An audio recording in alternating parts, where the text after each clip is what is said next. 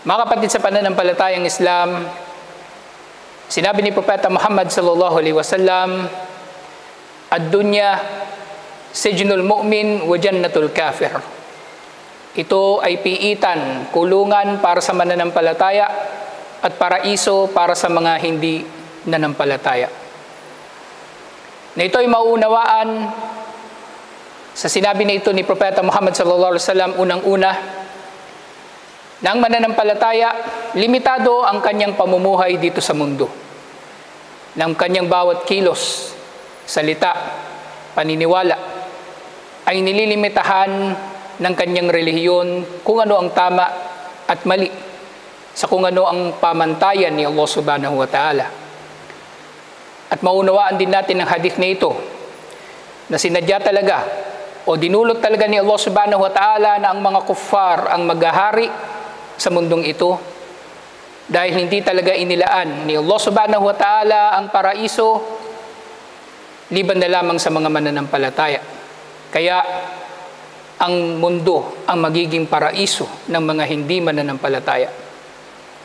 Matatagpuan natin sa panahon natin ngayon ang pinakamayayaman, ang pinakamakapangyarihan at ang lahat ng taglay o may taglay ng kabutihan sa mundong ito na kanilang may pagmamalaki at kanilang maipipilit sa ibang tao ay pawang mga hindi mananampalataya.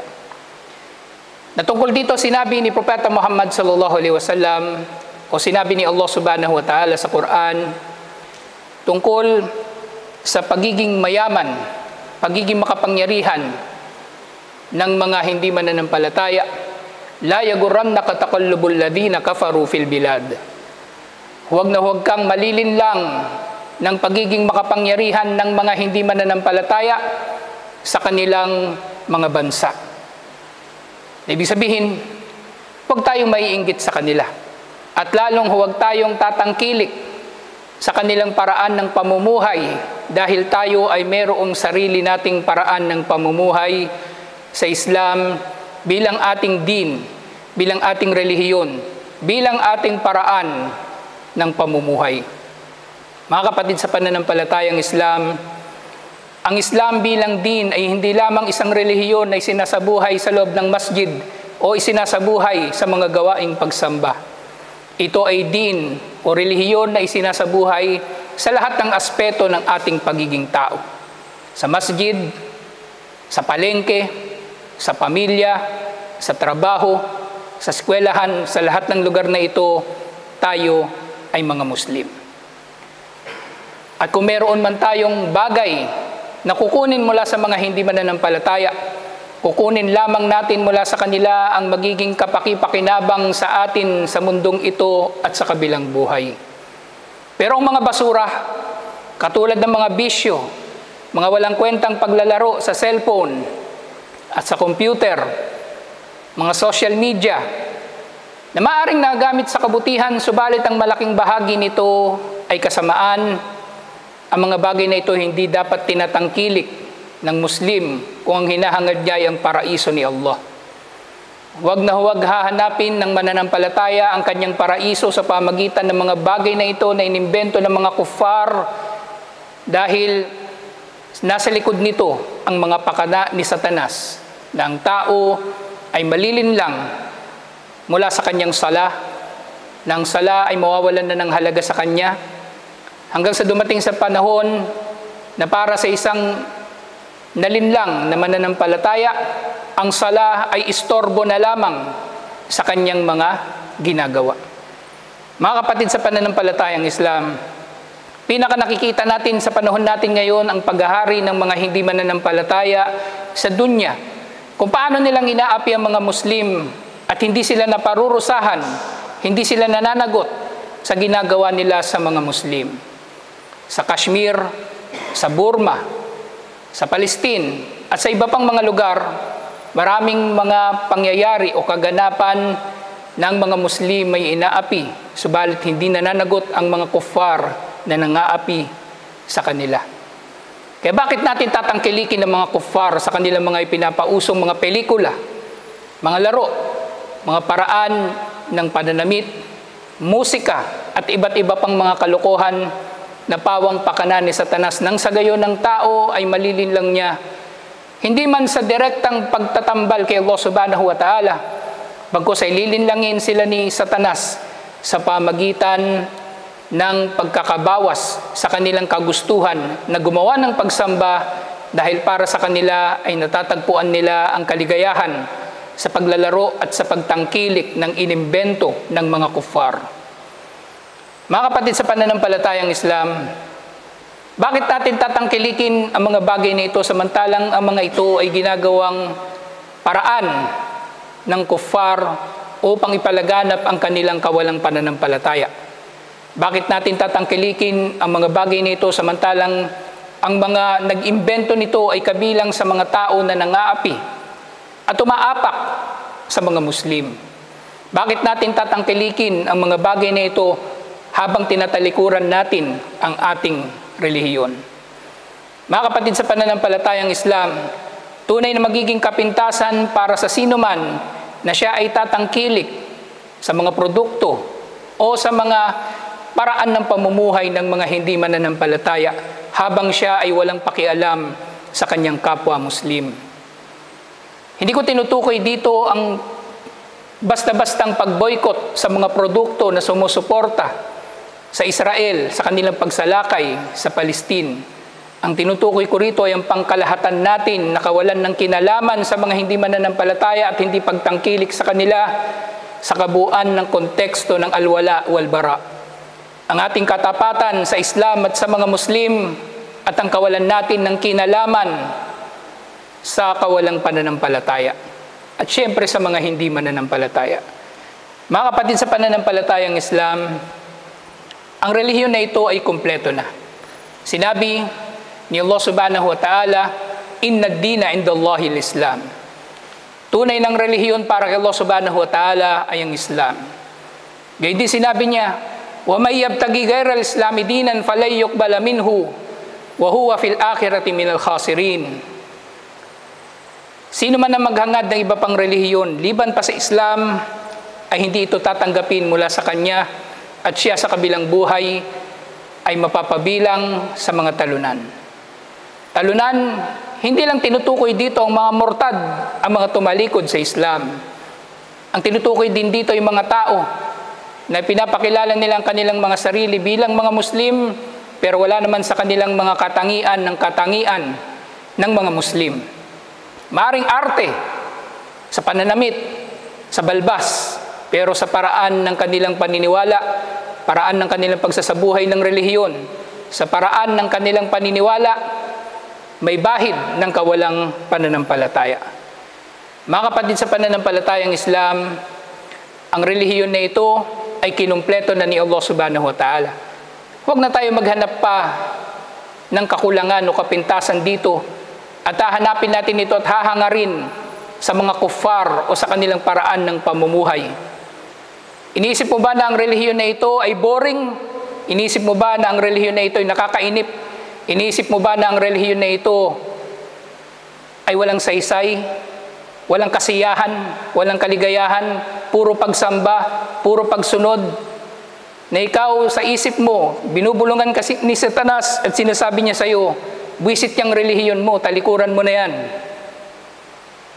Mga kapatid sa pananampalatayang Islam, si Satanas, isa sa kanyang mga kaparaanan ay ang unti-unting paghatak sa mga tao patungo sa kawalang pananampalataya at mainam si Satanas sa pagtatanim ng pagpapanggap sa mga tao nang sa gayon inaakala pa rin nila na sila ay mananampalataya ngunit wala naman silang pananampalataya. Mga kapatid sa pananampalatayang Islam, ang isa sa mga huling aya na dumating kay Propeta Muhammad sallallahu alaihi wasallam, sinabi niya, "Al-yawma akmaltu lakum dinakum wa atmamtu alaykum ni'mati wa raditu lakumul Islam madina." Sa araw na ito ay kinumpleto ko ang inyong relihiyon at ginagawa kong ganap ang aking mga biyaya sa inyo at pinipili ko ang Islam bilang inyong relihiyon. Pinili na ni Allah para sa atin ang ating relihiyon. Huwag na tayong pumili ng iba na hindi naman pinili para sa atin ni Allah. Huwag na tayo pumili ng ibang paraan ng pamumuhay. Huwag na tayong pumili ng ibang paraan ng kabuhayan. Huwag na tayong pumili ng ibang paraan ng pagkikitungo sa ating kapwa-tao. At higit sa lahat, huwag na tayong pumili ng iba pang paraan ng pakikitungo sa ating Panginoon. Mga kapatid sa pananampalatayang Islam, para sa sino mang totoong nagpapahalaga sa relihiyon na ito, ang relihiyon na ito ay kanyang magiging relihiyon, ang relihiyon na ito ay kanyang magiging katauhan, ang relihiyon na ito ay kanyang magiging pamantayan ng pamumuhay. Mga kapatid sa pananampalatayang Islam, huwag tayong magpapalinlang sa pakana ng mga kuffar dahil tunay ng relihiyon na ito mula nang ito ay ipinahayag ni Propeta Muhammad sallallahu alaihi wasallam ay dinigma ng mga hindi mananampalataya. Dinigma ito ng mga hindi mananampalataya sa pamagitan ng sandata at dinigma ito ng mga hindi mananampalataya sa pamagitan ng digmaang ideolohikal na tayo ay dinidigma ng mga hindi mananampalataya sa pamagitan ng pagpasok sa atin ng mga kaisipan na taliwas sa relihiyong ito, subalit pinagmumukha sa atin na kailangan natin ng mga ideolohiyang ito nang sa gayon ay maging mabuti o mas mainam ang ating pamumuhay o maaring iisipin pa ng Muslim waliyadu billah kung tatanggapin niya ang mga ideolohiya na ito ay magiging mas tama ang Islam. Na mula sa panlilinlang na ito ni Satanas, lumilitaw ang mga Muslim na yumayakap sa mga ideolohiya ng sosyalismo, mga Muslim na yumayakap sa Masonia, sa Masonry, sa mga fraternity at iba pa, na dahil sa pagpasok ni Satanas ng mga ganitong ideolohiya, ang Muslim ay gumagawa ng sarili niyang pamantayan upang siya ay matuwa sa kanyang sarili at akalain niya na siya nga ay nakapamuhay ng mahusay na pamumuhay samantalang ang kanyang ginagawa ay taliwas naman sa kaparaanan ni Propeta Muhammad sallallahu alaihi wasallam. Mga kapatid sa pananampalataya, sinabi ni Allah, "Inna syaitana lakum aduwwun mubin." Tunay na si Satanas para sa inyo ay kalaban, kaaway, katunggali na malinaw. Si Satanas, hindi siya lilitaw sa mga tao sa anyo na mayroong sungay o mayroong buntot o mayroong sandata na mayroong 3 tusok. Si Satanas ay darating sa mga tao sa anyo na maganda, sa anyo na mabango, sa anyo na napakagandang pakinggan, sa anyo na nakakagiliw, sa anyo na dahil dito ay ipagpapalit mo ang iyong relihiyon upang matuwa ka sa kung anumang pinagkakaabalahan mo dito sa dunya. Mga kapatid sa pananampalatayang Islam, ad-dunya sijnul mu'min wa jannatul kafir. Narinig nyo na ito ng ilang ulit. Narinig nyo na ito ng ilang ulit.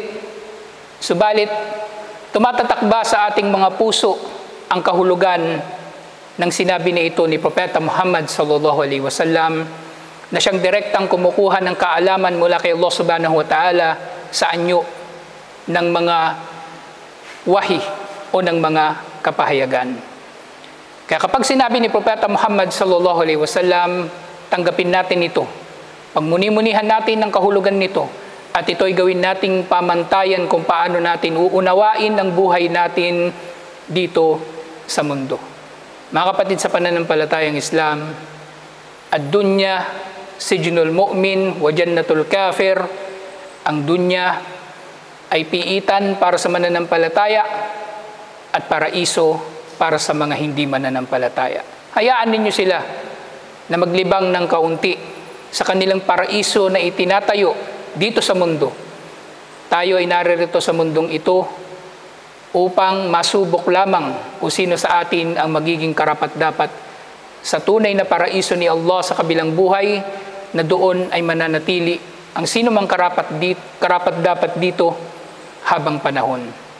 Kaya mga kapatid sa pananampalatayang Islam, huwag tayong magpapalinlang kay Satanas o sa kanyang mga kampon o sa kanyang mga instrumento mula sa landas ni Allah subhanahu wa ta'ala. Kaya nga, paulit-ulit na babanggit tuwing khutbah, wala tamutunna illa wa antum muslimun. Huwag kayong aabutan ng kamatayan. Huwag kayong aabutan ng kamatayan, liban na lamang na kayo ay mga Muslim.